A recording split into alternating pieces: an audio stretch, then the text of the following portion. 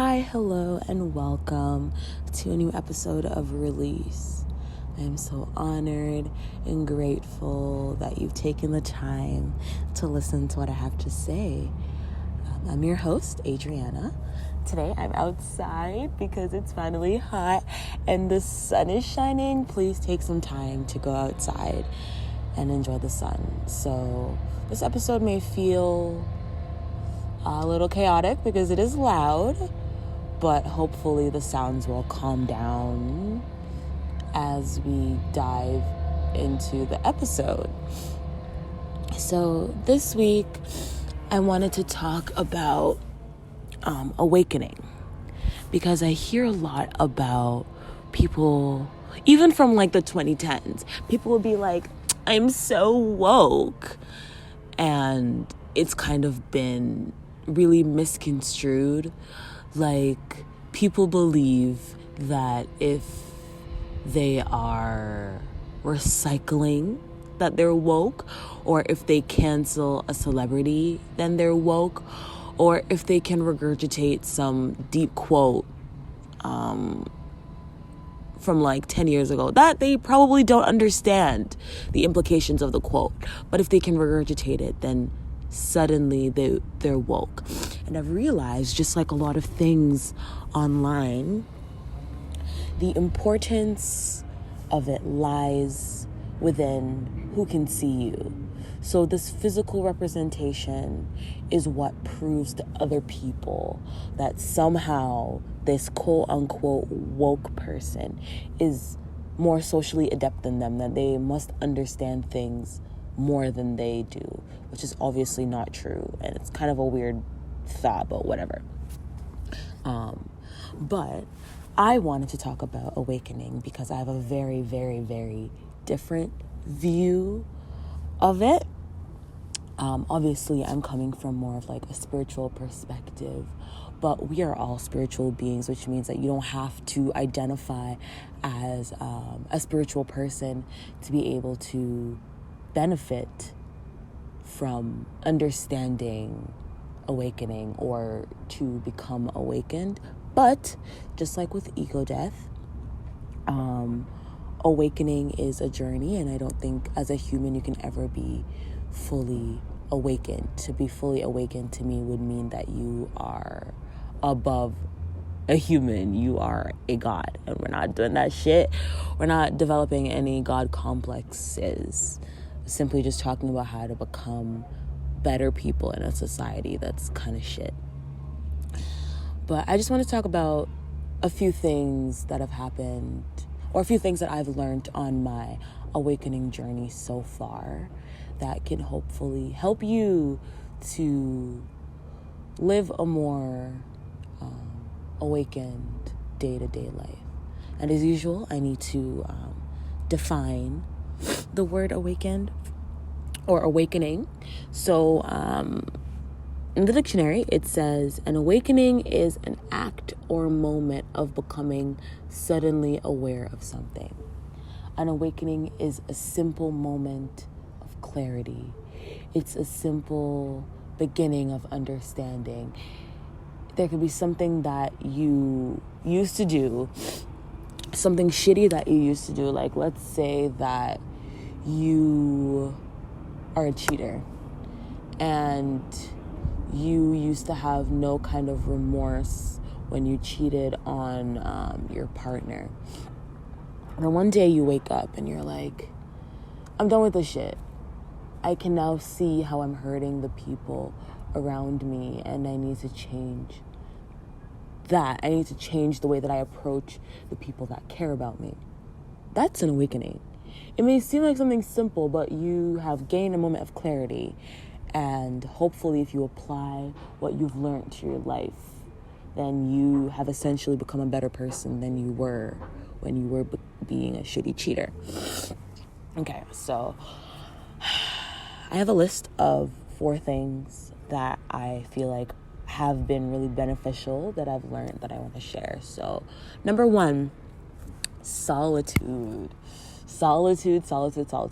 This shit is a lonely journey, because once you start to because the goal of awakening is you need to understand. Like, you need to be honest with yourself.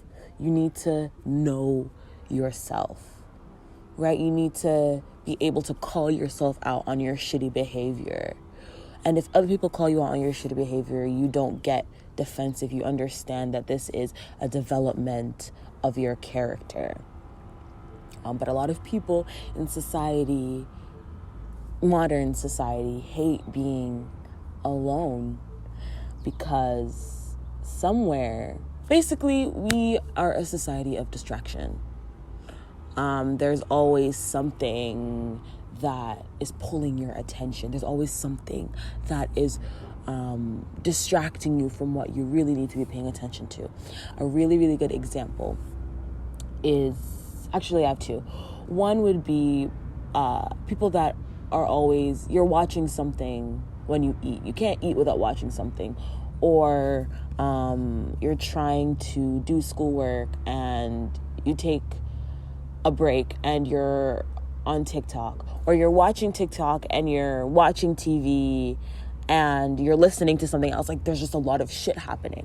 I think a really good recent example is the placement of the Met Gala and Roe versus Wade. So Roe versus Wade is a thing in the US, and basically it has been overturned. It was a law for safe legal abortions, and it's been overturned because apparently all the white people that are doing this shit have stated that there's no mention of abortion in the Constitution, and therefore there is no reason for it to be in the Constitution, which is fucking stupid if you ask me. And it's really interesting because this was happening happening the day after the Met Gala. And normally when there's any kind of like award show or big thing happening in Hollywood, the day after is normally the day when social media is swarming with it. People are talking about best dress, worst dress, what kind of drama happened, whatever.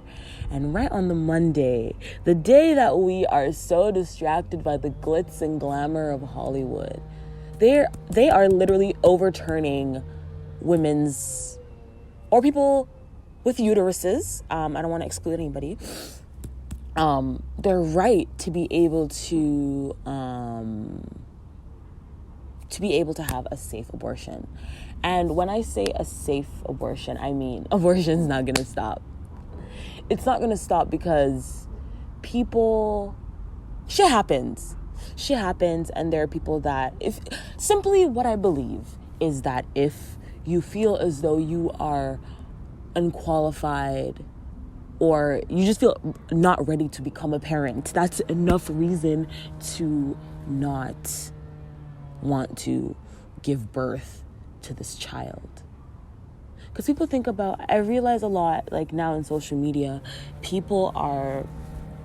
there's a lot of promotion of having kids young, which is no issue with having your child young, you guys grow up together, whatever.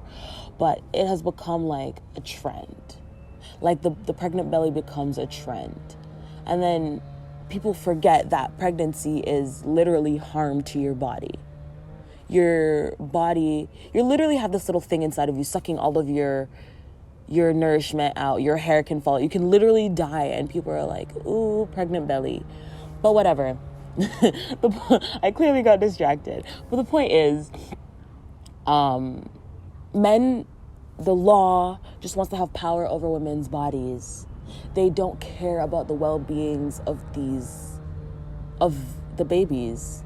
They simply just care about being able to control the bodies of people that can have children. Simple, plain, whatever. But yeah, sidetrack, a very, very large sidetrack.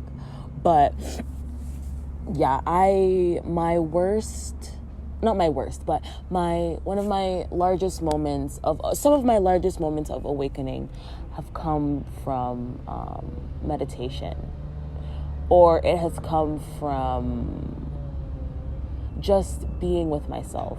The beginning of COVID was very much one of those moments because I was running from shit. I was running from a lot of heavy shit. And then I just kind of, when I couldn't run anymore, when I couldn't find those distractions anymore, when I had to be alone is when I realized that shit has to change. It's like you feel the weight of everything. You're like, hey, I need this shit to be lifted. I need this shit to go away. Because you have to acknowledge that there's an issue in order for you to change that issue. Right? Right. Okay. And the second thing, which kind of goes into or kind of aligns with the first one, is relationship with self, knowledge of self, understanding of self. The way that I view myself is I am this vast human being. I'm full of all of these experiences and all of these things that make me up to be myself. But there are parts of me that, like I said before, that may need to be changed. Things, bad habits I may have that need to be called out. Ways I treat myself that need to stop. There's a lot of things that are out, in the back of our minds, like the way that we treat ourselves that have been ingrained in us from childhood. But sometimes you need to look at yourself and say, is this true? Is this really, I'm ugly, I'm ugly, I'm ugly. Is that really how you feel about yourself? Is that really how you choose to, because even if we look at it from a religious perspective, right? From the Bible, we are told that we're made in the image of God. If we're made in the image of God, that must mean that we have some likeness to God within us somewhere, right? So how can you look at God in its face and tell it that it is ugly? That's kind of how I started to get out of my negative self-image. I'm like, how can I, a mortal, you've put yourself within me, given me this human 3D experience, and I look at you back in your face being like, nah, this shit ain't enough. This is not enough. My hair isn't long enough. I'm not dark enough. I'm not light enough. Whatever. And you begin to pick at your physical body is the least most important part about you. There's so many things about you. People meet you and they look at your face, but relationships are not sustained through just looks. Even if you date someone just because of looks, that's gonna fade away. What are the parts of you that you feel make you beautiful? And you work on that shit. For me, my art is a beautiful part of me. Writing, I would say one of my passions is communicating with others, being able to be a safe space, being able to give people a place to be able to just be themselves.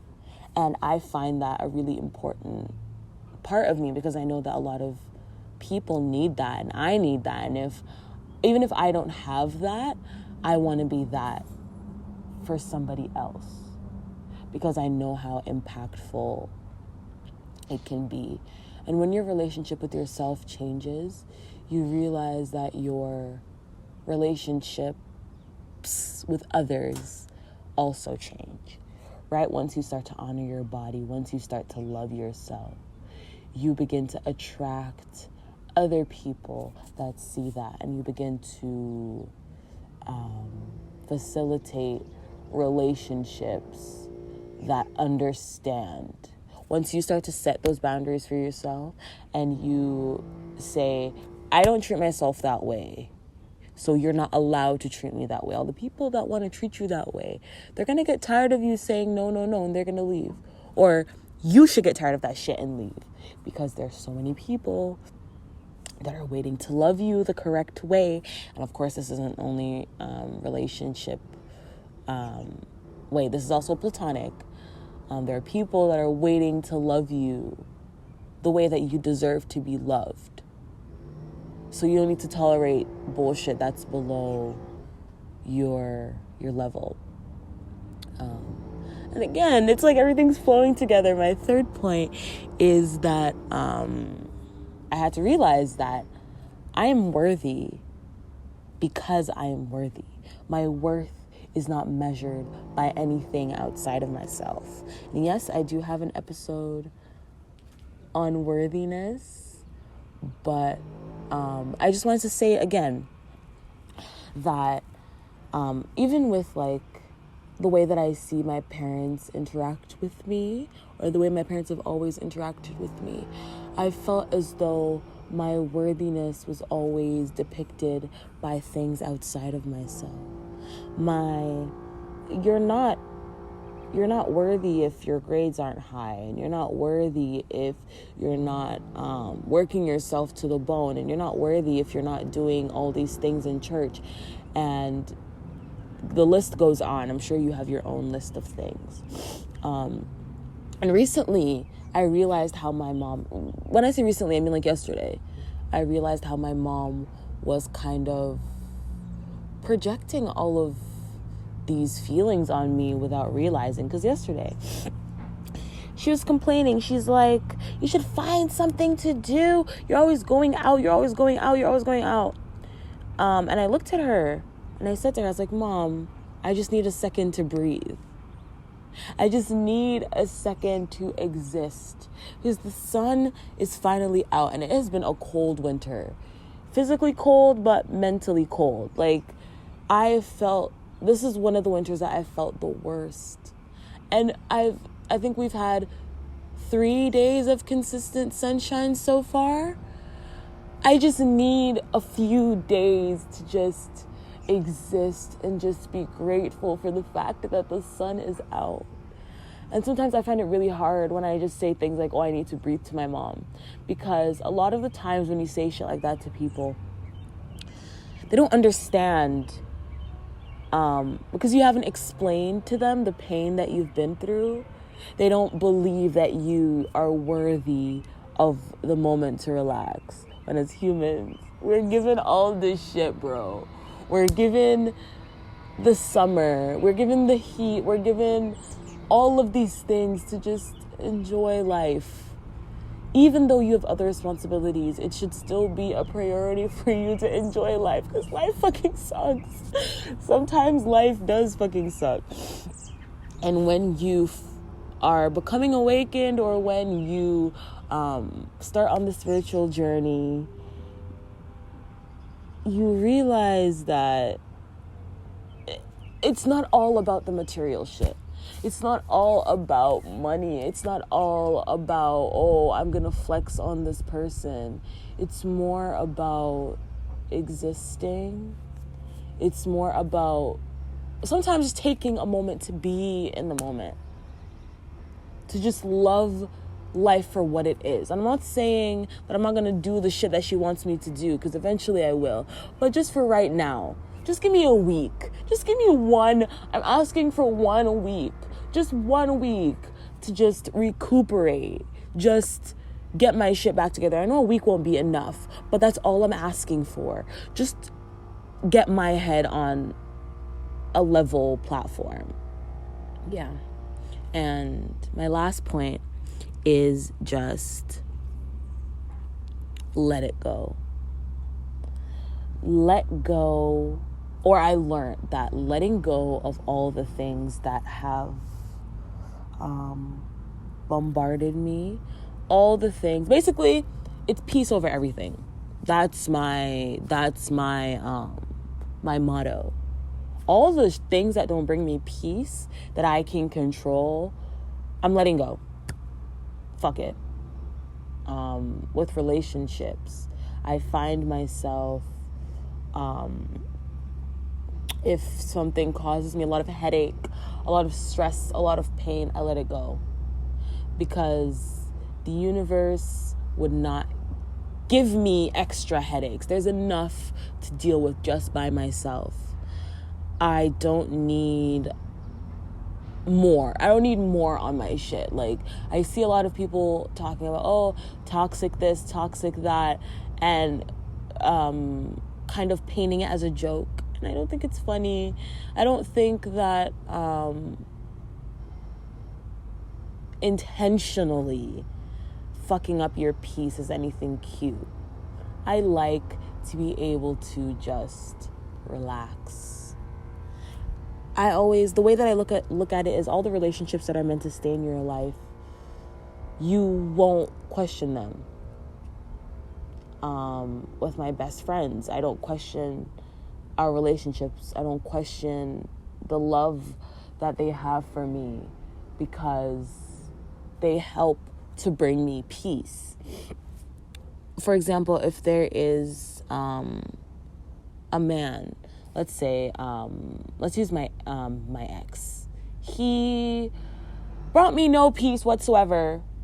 My life already felt like a fucking wreck, and he wasn't adding anything good to it.